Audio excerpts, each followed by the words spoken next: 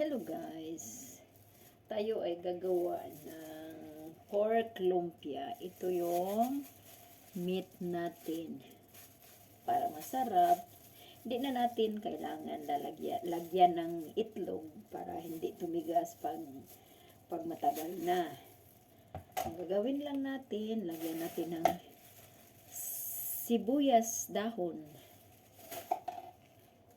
white onions, red onions para pag maraming onions is mabango.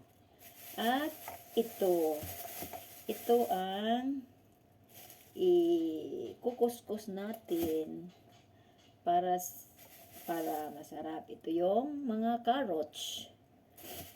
At higit sa lahat, may kamote, malaking kamote sa 1 kilo ng karne. At para sumarap, mayroon ding dried garlic, paminta powder, asin, salt. Umpisahan ko na sa paggawa ng lagyan ng mga asin. Kunti-kunti lang para hindi masyado maalat.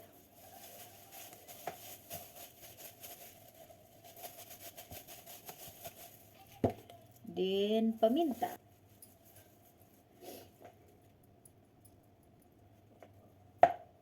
Pagkatapos, ibababad na natin at saka kuskusan ng kamote.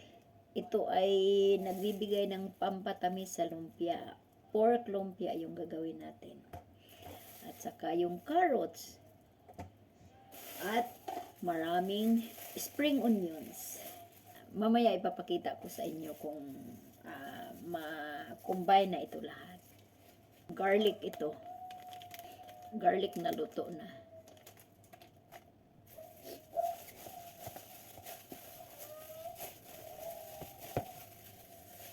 Ito yung karne natin, guys. Yun ako pagtimpla para yung salt, bago kudkuran ng carrots at saka kamote para sumarap muna at saka maano na siya ng lasa ng salt.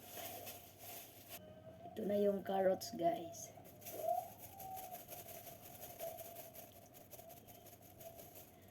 Para sumarap ang ating mga luto. Ito yung malaking kamote. Igagayod lang natin, guys, para sumarap. Para ito yung magdala ng tamis-tamis sa lumpia natin. At ihahalo lang natin siya, guys. Ikukumbay natin lahat na karne.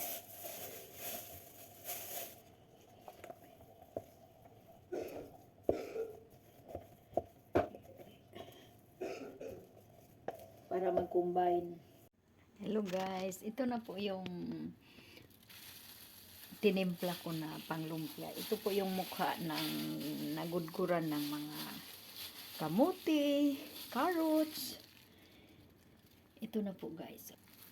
At saka hindi pwede na hindi natin ititesting. Mag-testing po tayo, guys, para lutuin natin. Nag-init na po ako ng mantika para ma-testing na po itong ating lumpia. May kamote, may carrots, may spring onions, paminta, at saka yung garlic. Ready na rin ako para i-try ko yung lasa. Ito yung i-try ko, guys, para matesting ko kung okay na ba ang timpla nitong aking pork lumpia na may kamote at itong dried garlic. Gidamihan ko paglagay, guys, kaya mabango ito. Hindi na kailangan ng itlog, guys, at saka harina. Hindi ko na nilagyan ng itlog, harina, kasi may kamuti na siya at saka carrots. Na ito na yung tinesting ko. Nag-testing ako, guys, kung tama na ba yung lasa.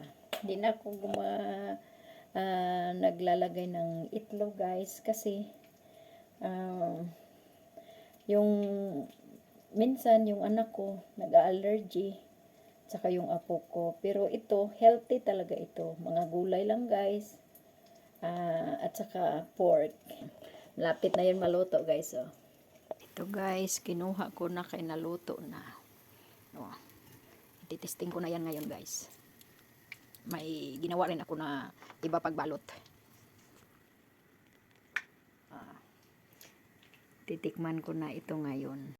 Hello, mga kamamila diha. Muna ni ang ato ang nutritious nga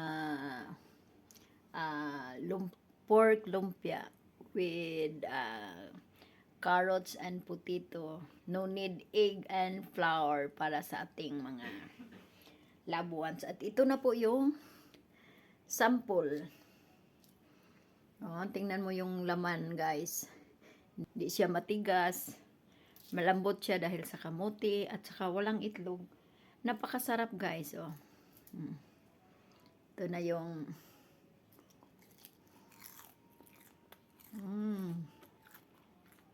yummy, guys.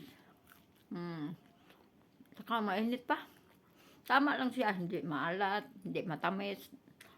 Pero yung nagpapatamis niya, parang nilagyan ng bitsin, yung kamote, guys. Para sa mga ating pamilya na may mga allergy. Pwede sila dito kasi carrots lang ito, kamote, spring onions, toasted garlic, white onions, and ang nagpapasarap niya, guys, is ang kamote. Pabalot na ako, guys. Pag kinakain mo siya, guys, hindi mo malasahan na may kamote. Para lang siyang karne. Pero maraming kamote ang nilagay ko para sumarap. Kayo, guys, kung gusto ninyo mag-invento para sa mga may anak na may allergy, pwede ito. Wala itong itlog, mga vegetable lang.